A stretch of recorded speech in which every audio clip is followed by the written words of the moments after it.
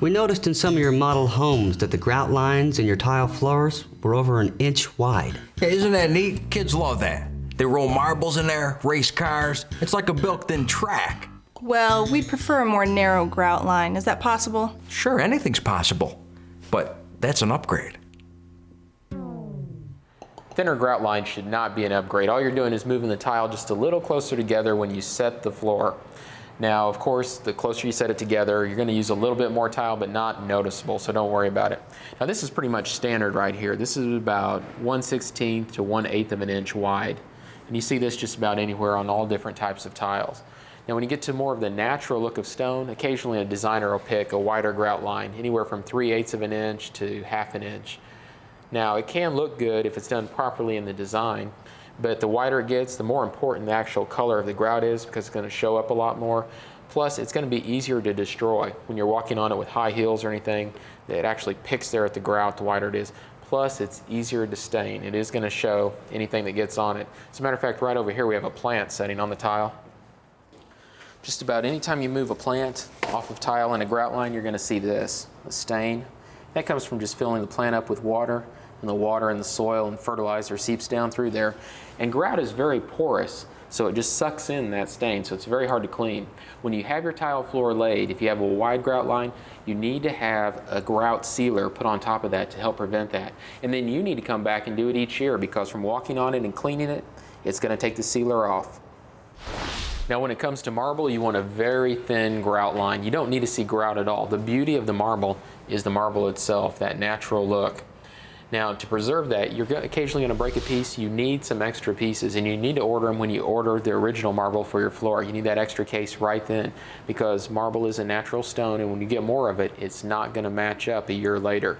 You've got to buy it when you buy the original marble. Same goes for tile in some cases. Let's go over here. I've set up a little display to show you how you can check for the strength and integrity of a piece of tile.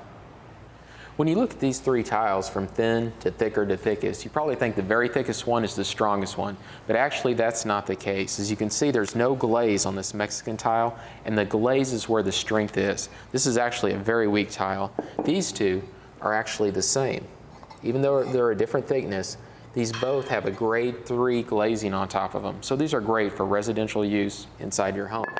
This one is actually a grade 4 tile, and it looks very thin, but it's very, very strong. This is great inside commercial areas, maybe inside an airport or in a grocery store, or even in a restaurant where you have a lot of foot traffic. This is a grade 2 tile. You don't want this on your floors. This is much weaker. This is to put around like a bathroom or a shower wall. Next to it here, we have natural stone and a tile that looks a little bit like a natural stone. This tile is supposed to be a tumbled marble. It's fairly strong, but this is actual tumbled marble. As you can see, it is very porous. So even though it has the strength of marble, it has a lot of holes in it, it's going to collect dirt. Next to it here, we have a piece of slate, and it looks great, but it is also porous. When you have something like that, you need to put a sealer on top of it to keep the dirt out. We'll pour a little on our slate here. Just rub around. You need to do it to your whole floor, every single piece.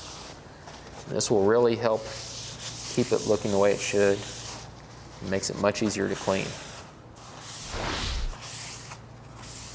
When you let that dry, it'll go back to its original color.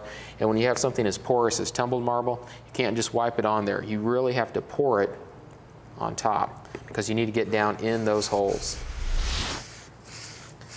And again, when it's wet, it looks like it's a different color, but once it's dried, you won't be able to see that sealer, and it'll all be the same color. Now, whenever you're cleaning your floors, whether it's a natural stone or a ceramic tile, you need to do it with a tile cleaner, or you need to get down there on your elbows and use water and just tear it up.